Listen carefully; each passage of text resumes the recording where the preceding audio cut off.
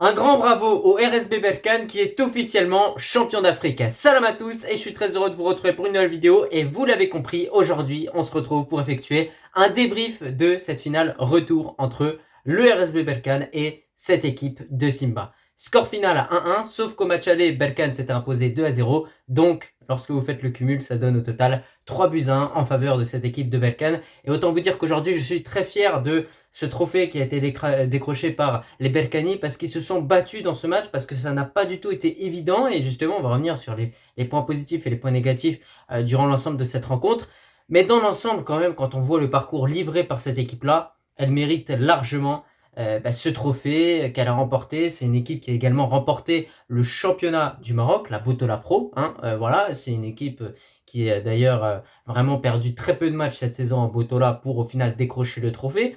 Là, il remporte cette Coupe de la Confédération africaine. Attention, faut pas confondre avec la Champions League africaine. C'est un petit peu la Ligue Europa africaine en quelque sorte que les Berkani ont remporté. C'est pas la première fois qu'ils remportent ce trophée. Je crois que déjà à 2 reprises ils l'avaient remporté. Donc là, cette fois-ci, ça fait 3.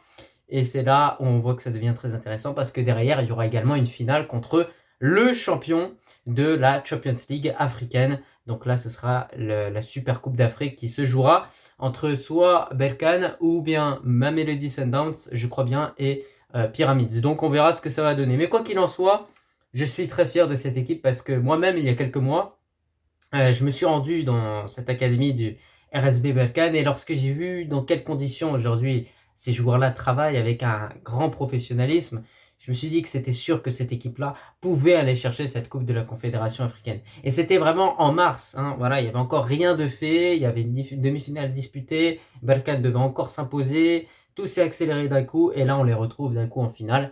Et ils arrivent à sortir une belle prestation comme ça, où aujourd'hui, l'ensemble de l'effectif véritablement a apporté sa pierre à l'édifice. Mounir a été d'une importance capitale aujourd'hui. On a vu ses arrêts, on a vu ce qu'il a proposé sur le terrain. Au milieu de terrain, on peut notamment citer Camara. Il y a également un autre milieu de terrain, le numéro 17, que j'ai beaucoup apprécié dans sa prestation. Franchement, il conserve super bien les ballons, peu de pertes de balles, etc. Il arrive à vraiment... il faisait beaucoup de bien dans cette équipe du RSB Berkane, je pense qu'on s'en rendait pas compte. Et bien évidemment, vous avez ce but inscrit par Sidibé. Et moi, tout au long de ce match, je me suis dit, dans ce type de rencontre, un joueur comme Sidibé, il faut le mettre titulaire pour vraiment couper les actions adverses. Et bien au final, il est rentré en fin de match et il vient inscrire ce but, c'est magnifique. Le scénario est tellement complexe aujourd'hui dans ce match parce que tu as cet avantage de 2-0, tu commences un petit peu à défendre, tu abordes ce match comme justement cette équipe du RSB Berkane l'avait abordé en Algérie face au CS Constantine, c'est-à-dire en défendant. Et bien là, tu fais de même, sauf que cette fois-ci, Simba a réussi tout simplement à inscrire un but. Il y a même un deuxième but qui a été inscrit par cette équipe de Simba, finalement refusé pour hors-jeu tout à fait légitime, d'accord. Vraiment, il y a hors-jeu, je le dis. Et donc là, malgré tout ça, etc., tu obtiens un carton rouge qui, pour moi, a changé la physionomie du match. Et deuxièmement, surtout, tu as ce but-là qui est tellement libérateur parce que tu passes d'une situation à une autre en quelques secondes, ça n'a rien à voir. Tu es en train de tenir un avantage, il te reste qu'un but avant que les autres reviennent à égalité, et d'un coup, tu passes au moment où, bah là, ça a été champion, quoi. T'es champion parce que les autres vont pas réussir à marquer 2 buts, véritablement.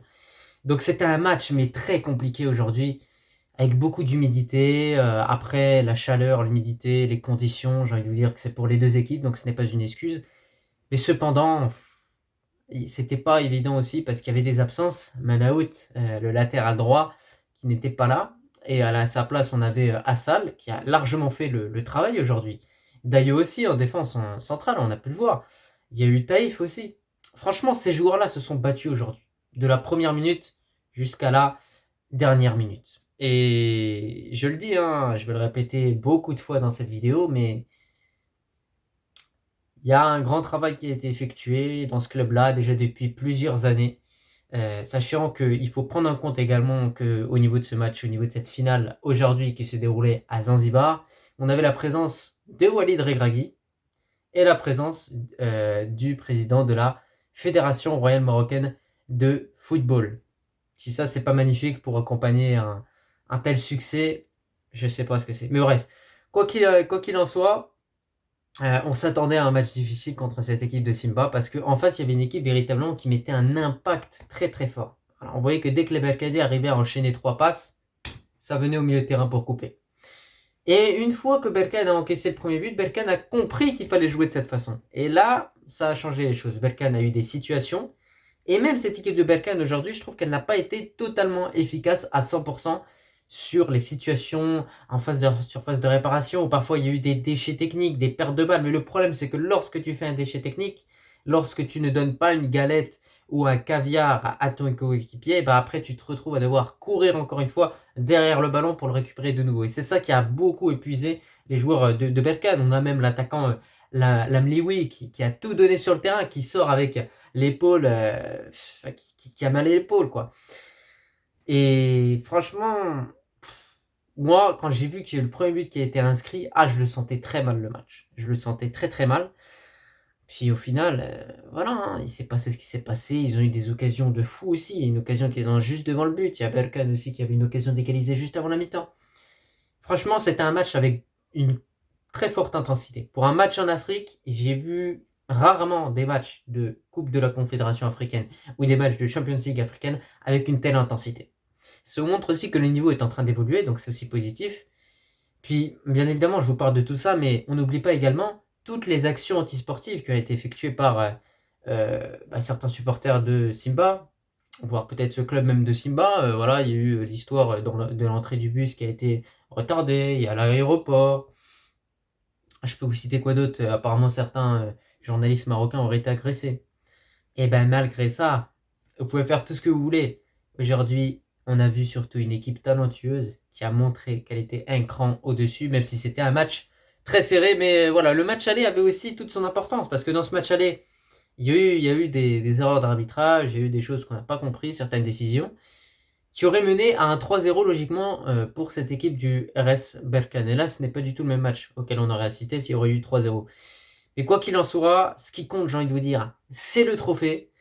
Cette équipe-là, honnêtement, m'impressionne. Aujourd'hui, ils n'ont plus qu'à aller chercher la coupe du trône.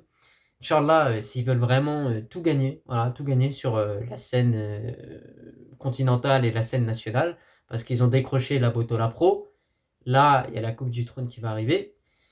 Et là, ils viennent de remporter cette coupe de la Confédération africaine. Et je vous le dis, même cette saison 2024-2025 n'a pas été une réussite pour le Wydad de Casablanca et le Raja de Casablanca. Autant vous dire que pour Berkane, depuis quelques années, on a vraiment un club qui est vraiment véritablement en train de monter en puissance. Je ne sais pas ce que vous en pensez, n'hésitez pas à me donner votre avis en commentaire par rapport à tout ça. Mais je voulais vraiment faire une vidéo aujourd'hui pour féliciter cette équipe. Parce que, je vous le dis encore une fois, cette compétition n'est pas facile à gagner. N'est pas du tout facile à gagner. Il y a eu un long parcours qui a été effectué. Ils ont largement gagné contre le CS Constantine. Dans leur phase de poule aussi, ils ont largement fini premier. Il y a eu un match serré contre les Ivoiriens de... j'ai oublié le nom de l'équipe, mais contre une équipe ivoirienne, il y a eu un match serré. Voilà, il y avait un parcours complexe, mais à la fin, il y a le trophée qui est décroché, sachant que Simba, c'est une équipe qui est habituée à être en Champions League africaine de base. Donc, c'est pour ça qu'il ne fallait pas les sous-estimer en vérité. En tout cas, c'était tout concernant cette petite vidéo. N'hésitez pas à me dire ce que vous avez pensé en commentaire de ce match-là. Et je te remercie si tu as regardé cette vidéo dans son entièreté. Et je te dis tout simplement à la prochaine. Allah al-Watan el-Melik.